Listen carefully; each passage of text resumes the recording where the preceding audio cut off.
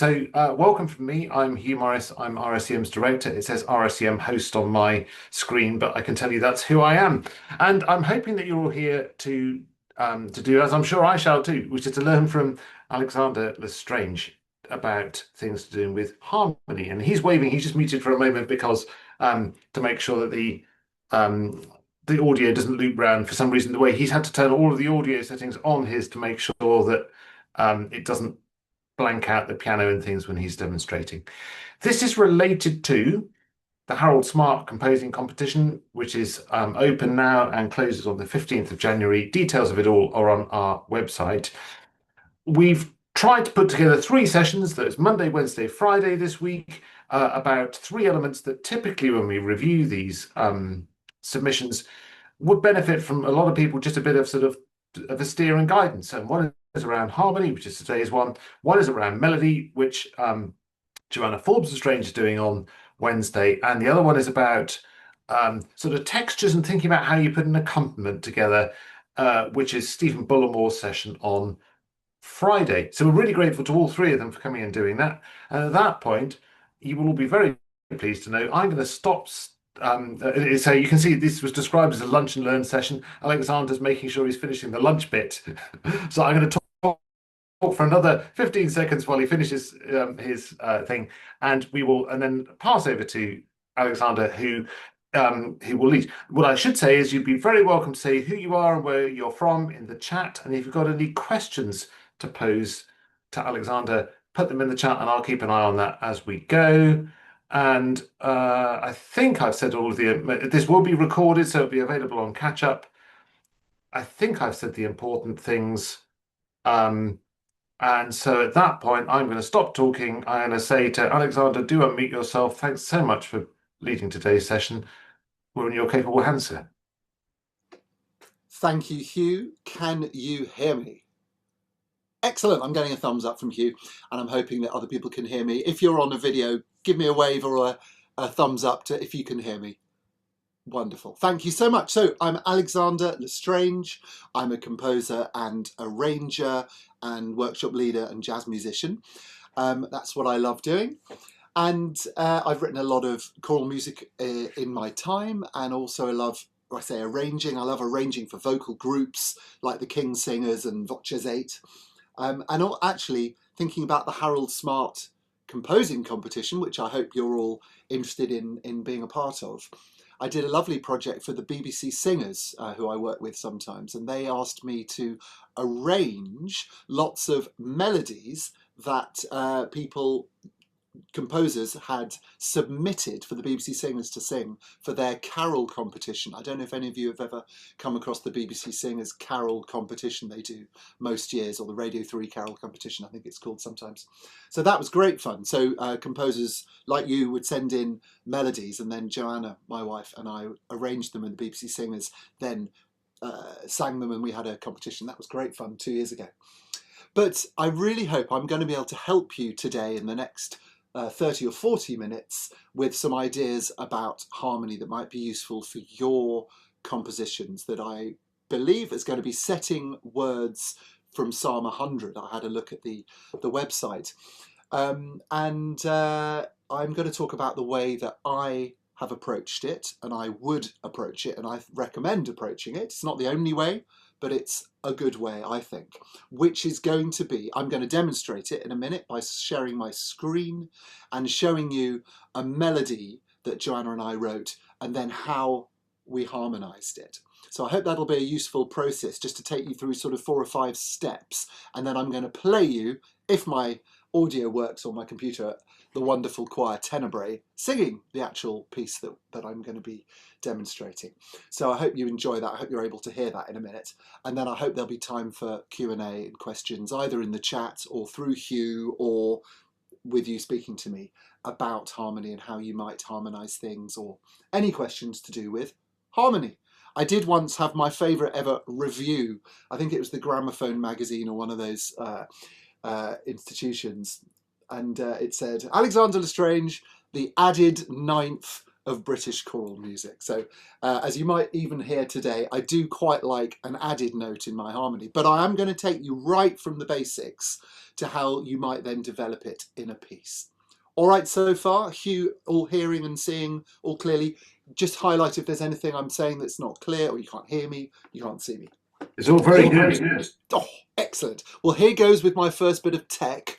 So if you could all cross your fingers for me, what I'm going to do now is share my screen, and I'm going to share my Sibelius and the sound in case I want to play the sound, and hopefully you will see this. Can you see something that says an Irish blessing?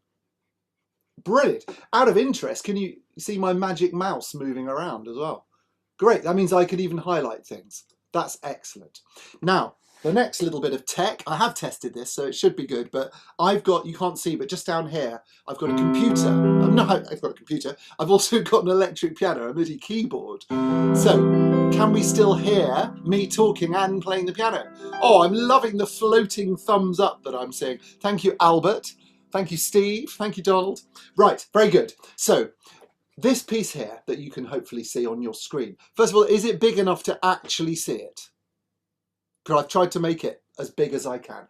So, the way that I often approach, and Joanna Forbes-Lestrange, my wife, who's one of the RSCM's best-selling composers, I know for a fact this is the way she does it as well, is to set the words first. Now, you're going to have a separate Lunch and Learn Zoom session about melody and word setting this Wednesday lunchtime with Joanna, who right now, I must tell you, is on a flight to California to hear a performance of A Season to Sing, which is her wonderful Vivaldi-inspired 40-minute choral piece. So that's why she's not here today.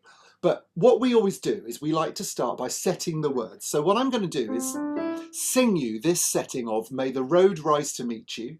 It's 12 bars long. May the wind be always on your back.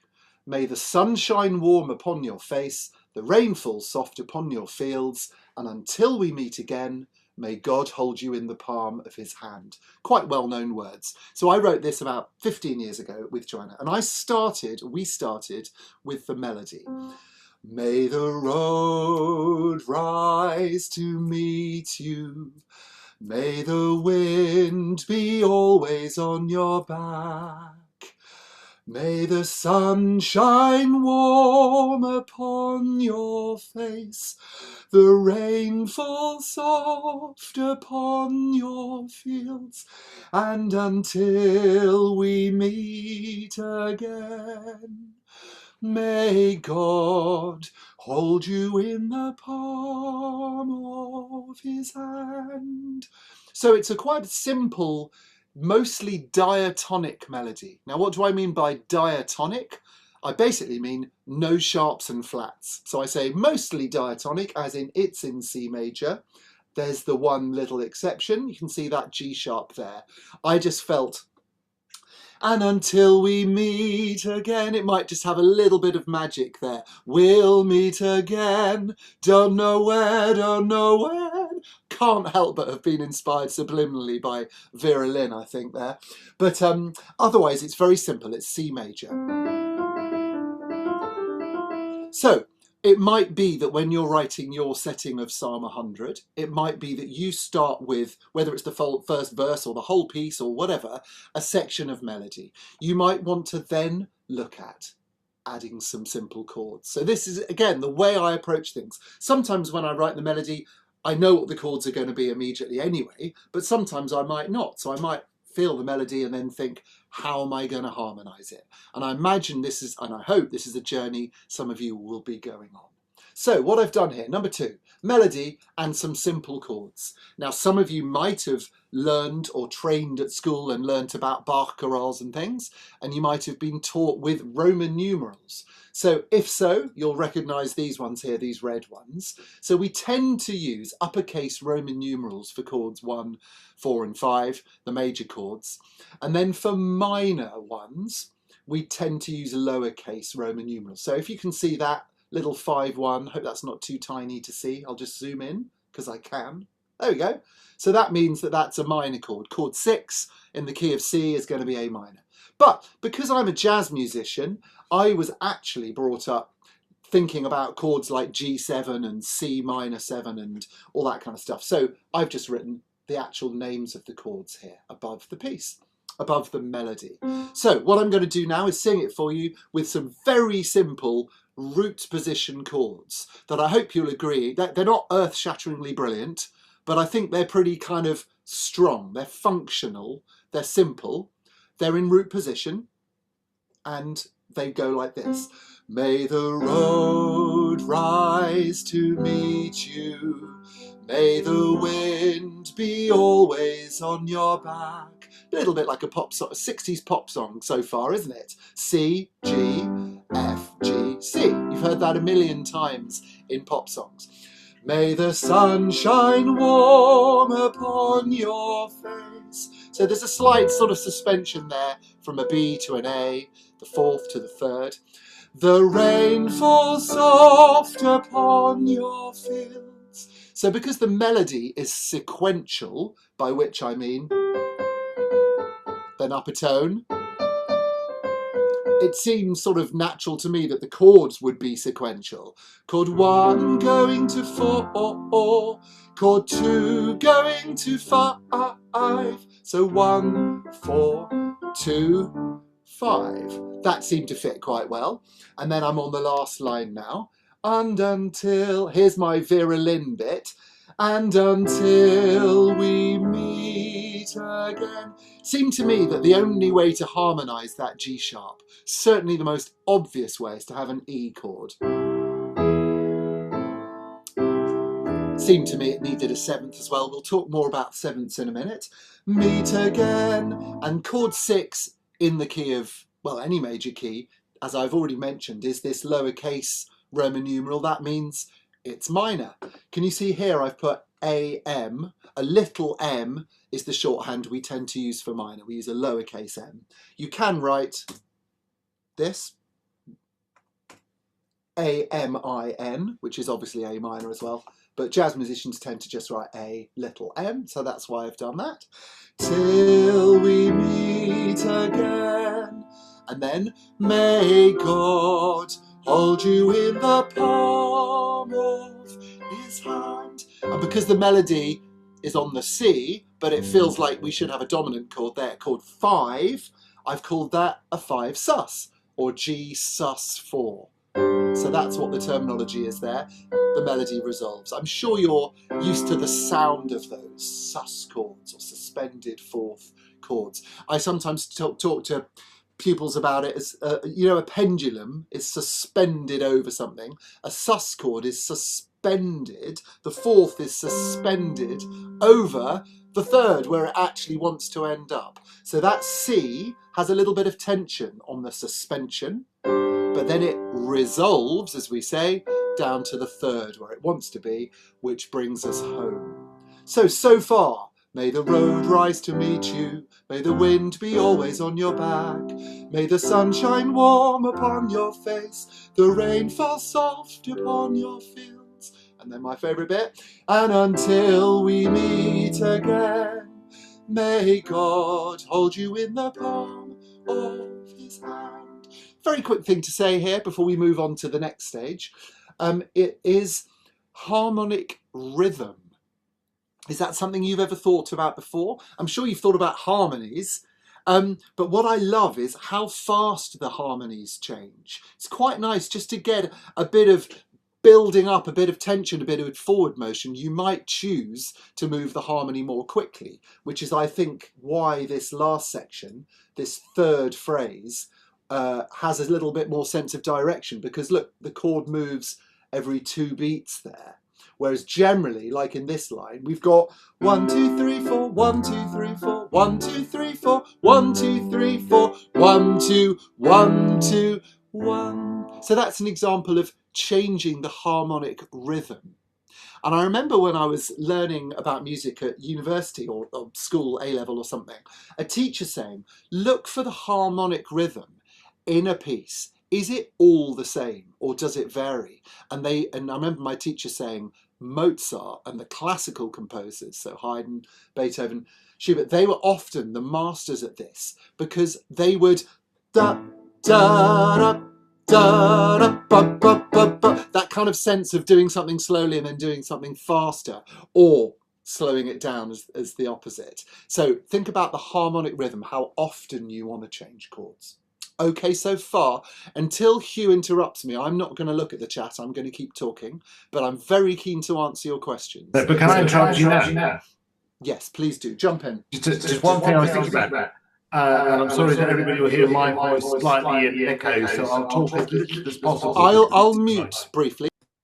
Thank you. Yeah, which is to say, you've talked about these 1-4-5 chords and things.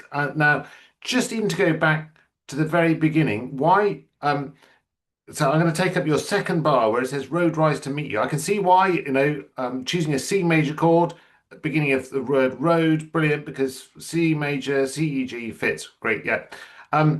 Now, the next bar, "Meet You," though, is a little sort of, again, one of your leaning suspension-y notes. But how do I deal with the clash that creates? Do I get E and D at the same time, or is that E instead of D, or does that not matter? That's a really good question, and thanks for expressing it so clearly. That's me just playing the bass note. The G, C and the G. And your question is, how does that E fit, given that I've said it's a dominant chord, a G major chord?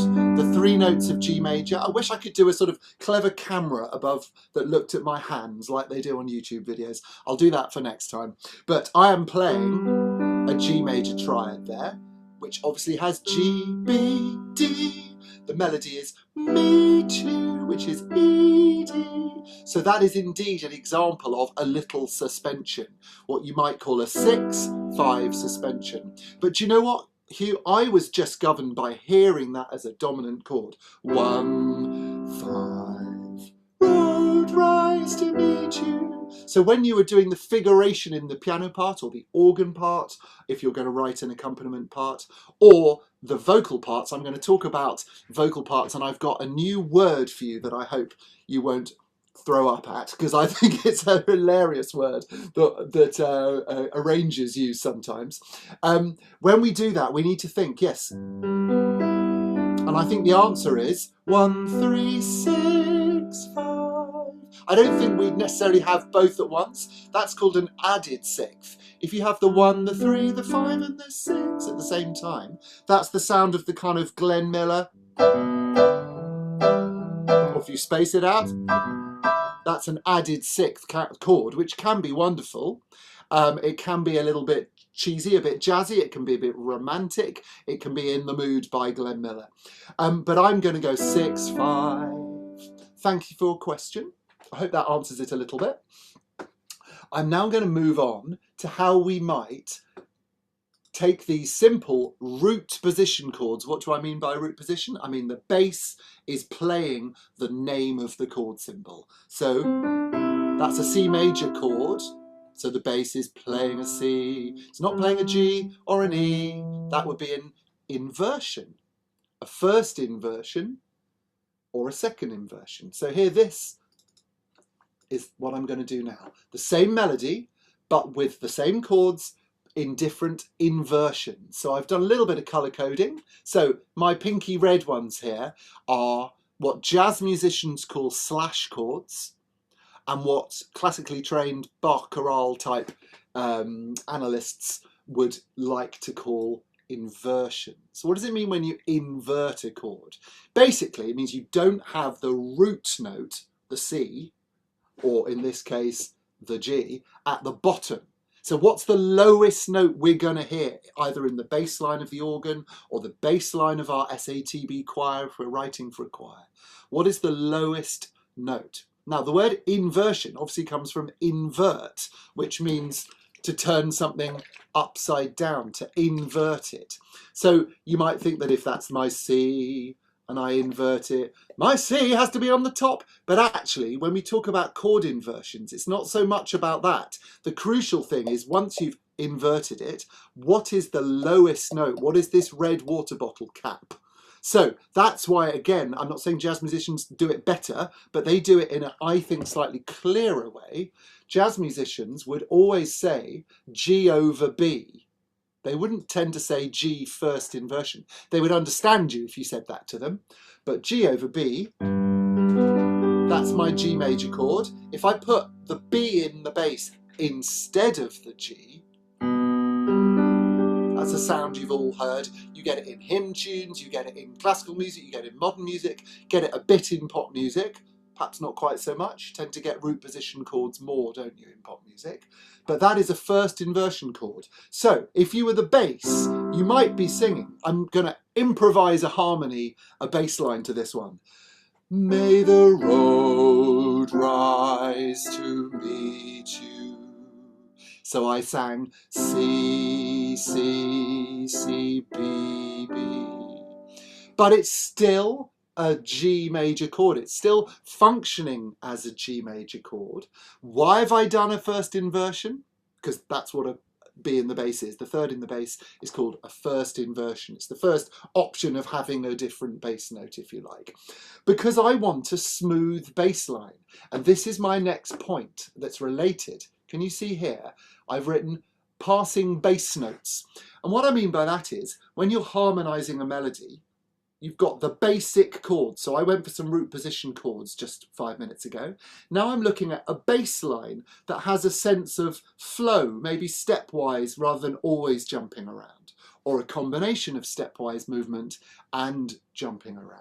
So my bass here is going to go, road rise to meet you, may the wind be always on your back. Whether or not it's sung or whether it's played on the piano, as I'm going to do for you now, or on the organ.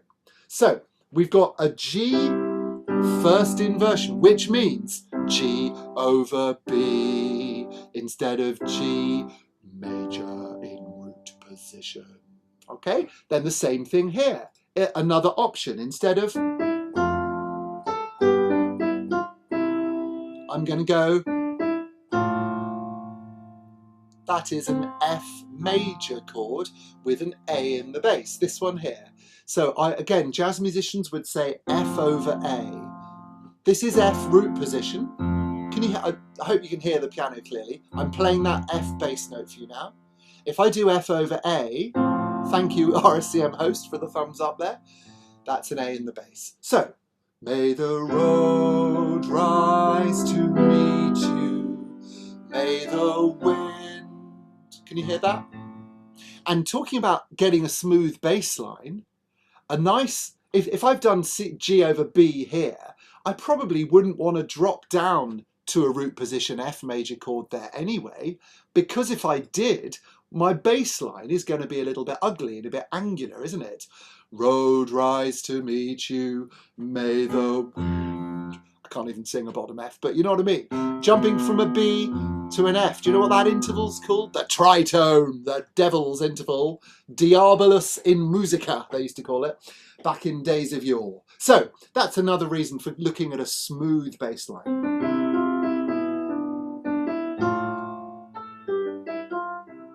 Okay, I'm going to keep going just to talk you through how I came about some of these choices.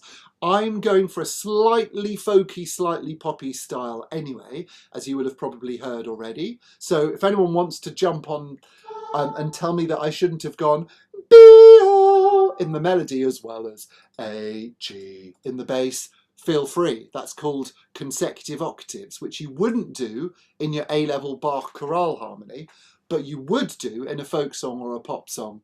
So that's why I've done it. So rules are there to be broken. Next line goes, now originally I had may the sun, I just had another chord 1 or another C major, but I felt I'd had enough C majors by then. I'd had a C and a C. I didn't want another C after my cadence into C. So what I've done here is I've slipped down via the G over B, which we've already talked about.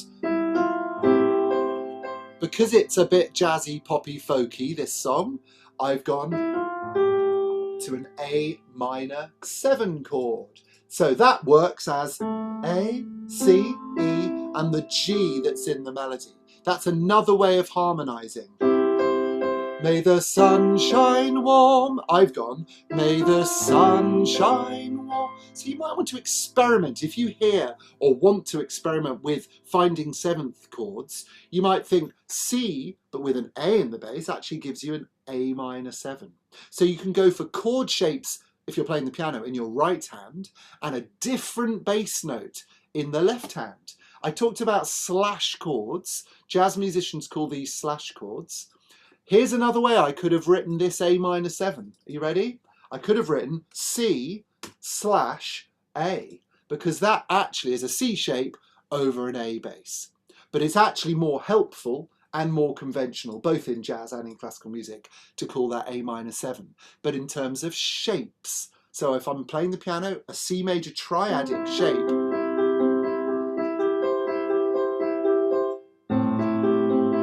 you hear that a lot in modern contemporary composers, not groundbreaking ones necessarily, but just you hear it all over the place. Film music, Einaudi, you know, you'll hear it on classical piano, you'll hear it everywhere. So that is an example of a minor 7 chord, which could be C with an A in the bass. And I like that because, look at my bass line.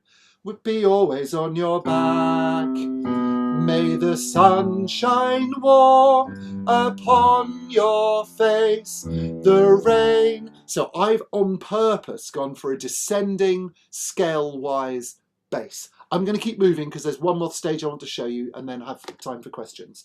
The rain falls soft. Here's another first inversion. Whoopsie. Can you see my D7 over F sharp? If it's a slash chord, it's probably, certainly in this piece so far, they've all been first inversions except for that one A minor 7. So D7, because the melody has a C in it, a D and a C, I'm going to enjoy that D7 sound, which leads nicely to G. Now, Hugh had a question about suspensions. That was a 6/5 suspension. This one is a G with a sus4, so you could label that if you wanted to. G, sus, 4. In fact, Sibelius was trying to do it for me, did you notice? And then that would be a normal G.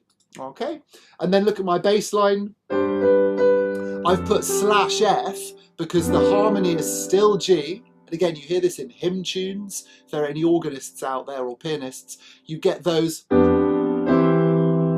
What's the rejoice? Da, da, da, da, da, da. I don't know what that hymn is. I'm sure you're all thinking, yes, it's rejoice again. I say rejoice, or whatever it is. But that's what that is.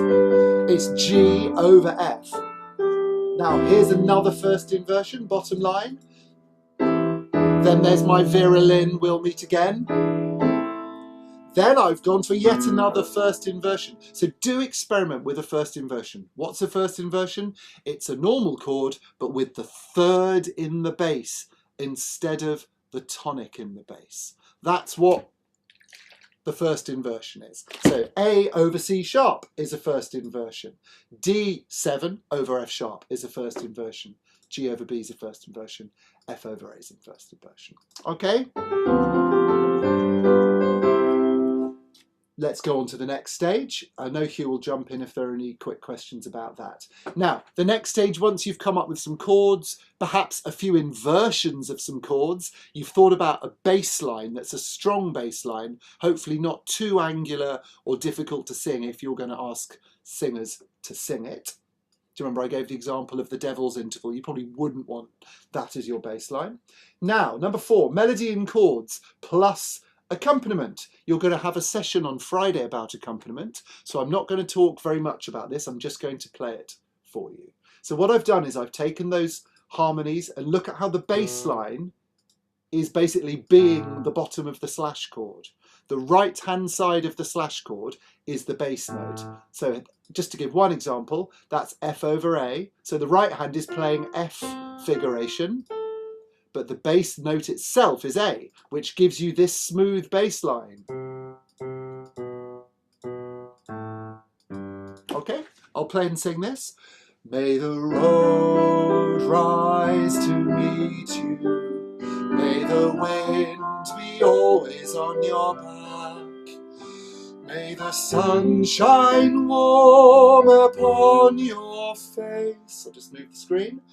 The rain falls soft upon your fields, and until we meet again, may God hold you in the palm of his hand. Okay, shall I keep going, Hugh? Give me a thumbs up. I've got one last thing to show, but do jump in. Yeah. Keep going. And just to say to anybody else watching in the call, think about the questions that you'd like to put to Alexander specifically in a minute, because this is really clear content and hopefully really helpful, but it's not supposed to just be one way. Alexander is here to be a live thing. So if you've got some questions, don't feel frightened about answering the question that you think that, oh, surely I ought to know that. There's no fear in, no shame in asking a question, because the whole point about asking a question is because it helps you. So hold on to that thought. I'll stop talking again. Alexander, back to you, sir. Thank you, Hugh. So I'm going to talk for about another 2 minutes, then I'm going to play you the tenebrae version of the song, and then there'll be time for some questions. Okay, so here's the word. I warned you about it, ladies and gentlemen. The word is choristration. You've heard of orchestration, but you're writing for a choir, so it is choristration. And that is a real word that an American arranger told me. He said, well, surely, Alexander, it's time to choristrate it now. So now my friend Ben Parry and I, who we often write together, we always say, hey, is it time to choristrate? So if I were adding some harmony parts for my choir, I would be picking notes that come from those chords. Do you know what I'm saying? So may the wind be always. For the tune, you'll see I've hidden here in the second soprano.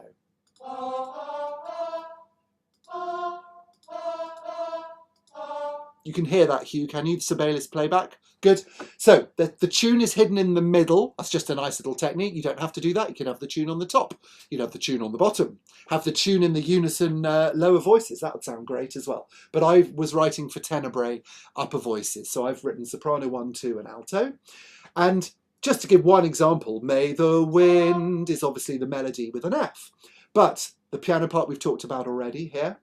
But look, of course, I've chosen notes from the key of F. I've got a C and an F and an A, because they are notes from F major.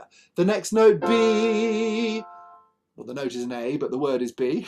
May the wind be always on your back. So I've tried to make singable lines, but that fit with these harmonies. Okay, always on your, that F at the end of the bar, you could say, and you'd be right, is the 7th. So you might want to be thinking, okay, G7 is an option as well, but it's effectively a G chord, a dominant chord. So here's my figuration.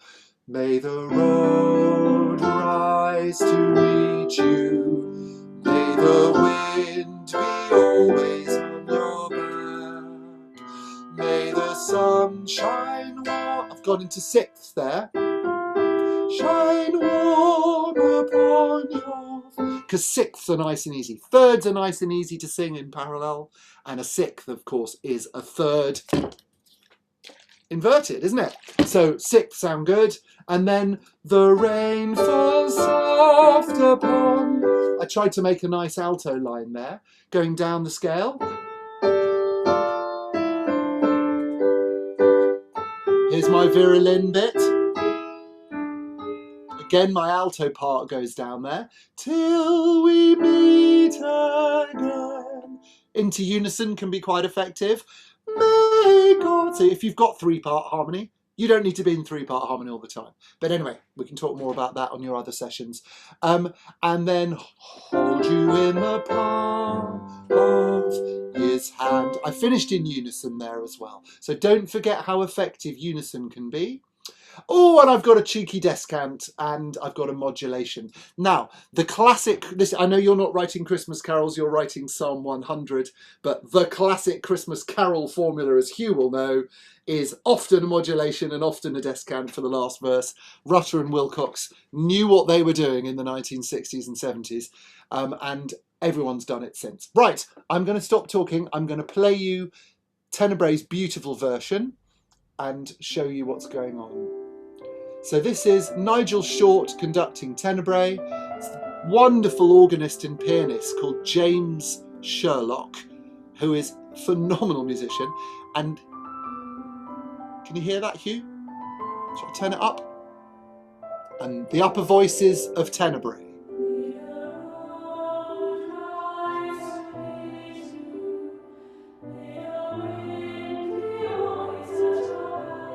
At your back, on your back.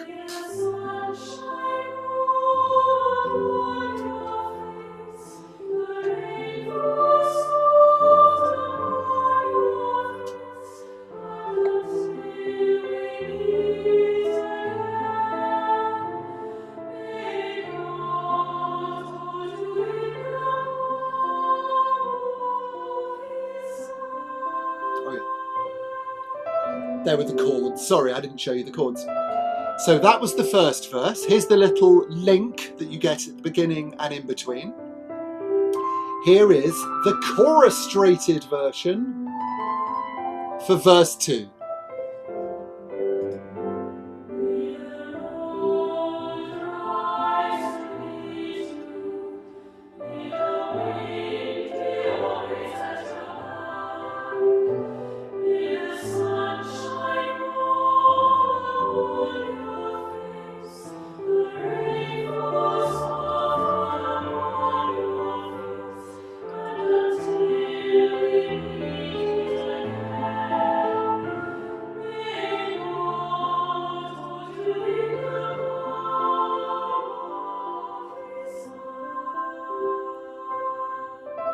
Okay, hold on to your hats. I promised you a modulation. Final verse. So we get the little interlude, and then we get the tune here in the sopranos, second sopranos, and a descant on the top in the soprano 1.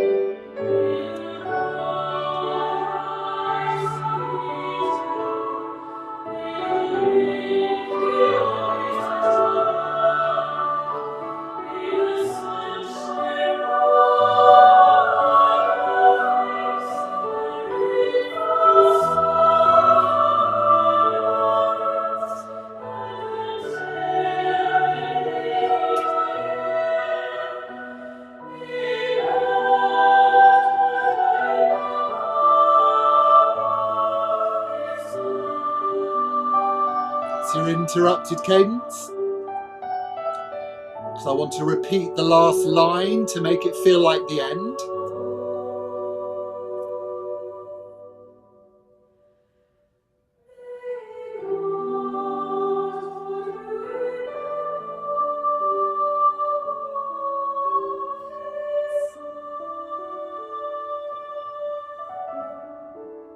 And just another word on cadences. I've mentioned an interrupted cadence very briefly while we were listening. Here's my ending cadence. A plagal cadence is chord 4 in the bass to chord 1. And when you make 4 minor,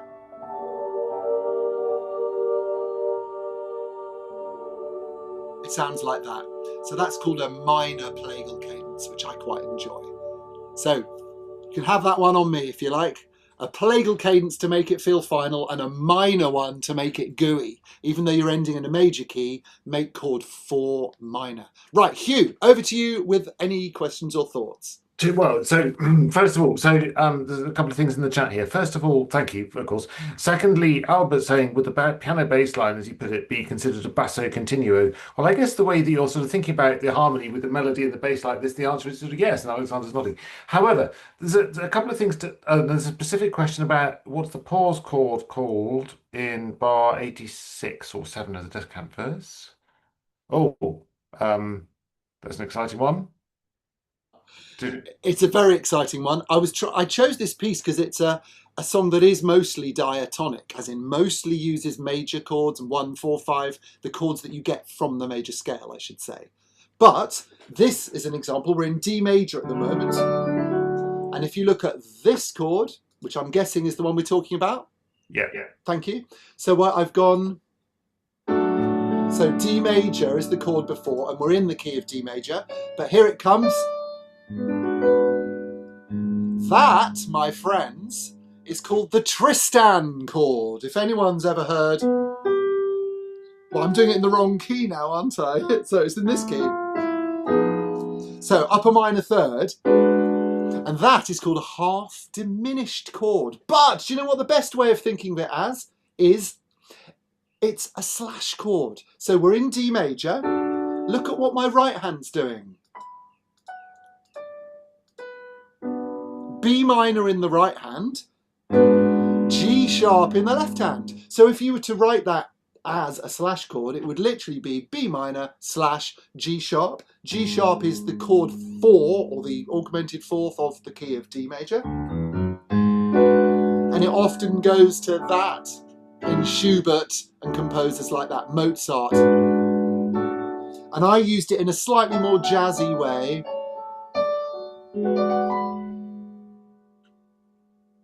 There we go. Thank you. As you were. Next, Thank you very much, please. Alexander. Can I just pick up on something here? And so somebody said about in another question, I'll go back up the chat a moment here, saying, it's Steve. Thanks, Steve. I believe this competition doesn't allow for divisi. Correct. Definitely, because the whole point is it's music just for sort of straightforward choir. So it says tips for making harmonies interesting when strictly restricted to 4 parts. Now, I guess before we go too far down that rabbit hole, because it's quite a big rabbit hole that you could go down, I think. Could you maybe something to say, Alexander, about sort of what quotes and quotes might be interesting to one person and perhaps to somebody looking at it weird versus good and not very good, and the merits about just getting kind of like basics sort of right versus doing, I'm going to do something that nobody's ever thought of before. I don't know if you've got any words of wisdom around that. I just think if we're writing music that you want your choir or your church choir or even tenebrae to sing, presumably we want it to be enjoyable to sing and enjoyable to listen to. That doesn't mean just use major chords or just be really simple. Very famously, the title of Andre Previn's autobiography was No Minor Chords, because apparently when he was working in Hollywood as a composer writing for films, one of the studio executives, who obviously didn't know much about music, he said, "Hey Previn, I like your music, but it's a bit too much of those minor chords." So he called his autobiography No Minor Chords. I just think it's got to be singable. It's got to sound good. And why are we setting it? Because we're setting words. The words have got to be clear. You know, and Joanna will talk about this when she talks about melody. There are so many other considerations there. I would encourage you to write something that sounds good, that people will want to listen to and sing. If it sounds nice when you sing it or when Sibelius plays it back.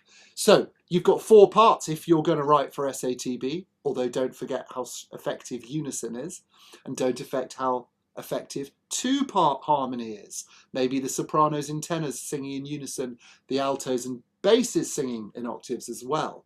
So if you did want 4 different notes, you could have a root note and 3 other notes of the chord. But don't forget what I told you this afternoon about inversions. So you might be that your bass is singing the 3rd of the chord while the other 3 parts are singing 3 other notes. Hugh, I know there's more to talk about.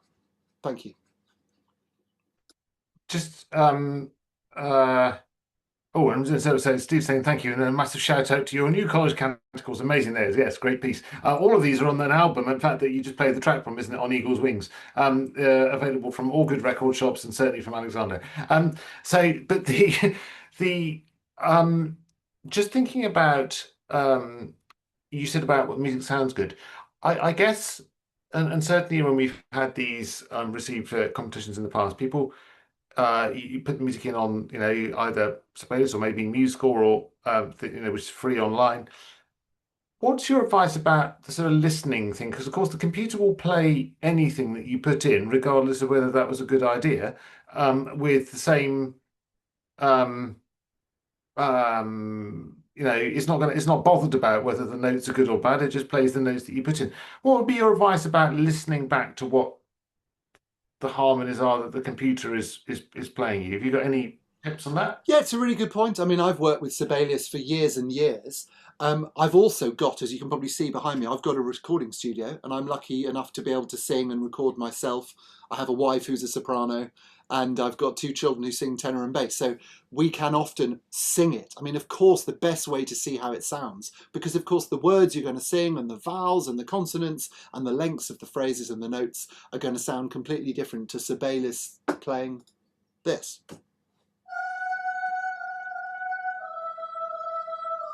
But it is useful to see if the harmonies work. What I often do, here's a very quick tip, and it's not rocket science, is just to solo out, as it were, the voices. If you've written a piano part or an organ part as well, make sure that the vocal parts sound okay.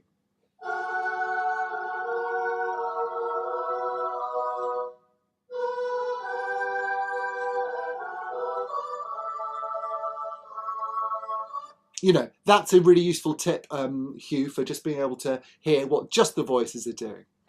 Pretty good. Use dynamics as well. Make sure that you've got the balance right. We're pretty much at the end of the time. Thank you so much, Alexander, for lots and lots of thought-provoking. I hope people have found it helpful. Maybe, and if you haven't, if you have or haven't, do put it in the chat so we know, so that we're trying to do things that are of use here. And do come back on Wednesday for part 2. So you've got the last chance here to put a question to Alexander before I pose one last question to you. I'm going to count to 10 in my head. It's a bit like that bit where in prayers in church they say, and we have a moment's quiet for to remember everybody. And they actually, in their heads, it's like no time at all. And I've only started to think about something and say, and that was the end of that. So, okay, somebody said that it helps a lot, which is that's at least one person. If it's helped one person, it's worth it, eh? So my question would be, just I don't want to finish on a negative here, Alexander, but if you had one word of advice about something not to do, if you were setting out to enter the competition, what would it be? That is a very interesting question. Don't expect the tenors to be able to sing too high. That's a really good one. I mean it. It sounds so much better if people are singing in a comfortable range. Likewise, don't expect the basses to be audible if they're singing too low. Basses are loud higher up normally because it's a bit hard for them, and low, unless that you've got a Russian bass in your choir who can sing the Rachmaninoff Vespers by themselves. Normally, bass is quieter. Oh, and here's one other thing. If you'd have seen for my descant, I used a little bit of ooh and ah, because as you know, I've mentioned it, I do write for the Swingle Singers and the King Singers and Voces 8, and you do sometimes get a lot of ooh and ah and humming and stuff. So do experiment with that. But here's my final top tip. Hums are good. Ooh, as in O-O-H, which I used here. Can you see there? Are good. Ah is good, but only if the other stuff around it is loud. I'll tell you why. Ah it obliterates lyrics. There's my top tip. Don't use R if you want to hear the lyrics, unless the other stuff going on is really loud. There we are. That's really good advice. Thank you so much, Alexander. It's great to have your input. Anybody who's watching, and don't forget, this will be available to watch on catch up if you'd like to. And there'll be a session on Wednesday, same time, same place. One of our trustees, John Halsey, is leading that. And on Friday, our head of publishing, Tim Ruffert, will be here with Stephen Bullimore to do it. And of course, we hope that you'll be interested in entering the competition yourself. Do read the rubrics carefully, because unfortunately, if you don't read the rubrics and comply with it, like any exam question, as it were, or competition, then no matter how good the piece is, it wouldn't be able to win. So make sure you're doing exactly what the judging panel have asked to be done. But I think for today, I hope you have a very good Monday afternoon, Alexander, in your part of in your part of the world, and everybody else wherever they are. That's great. Stay in touch. Great to have you here, and have a great afternoon. Thank you all.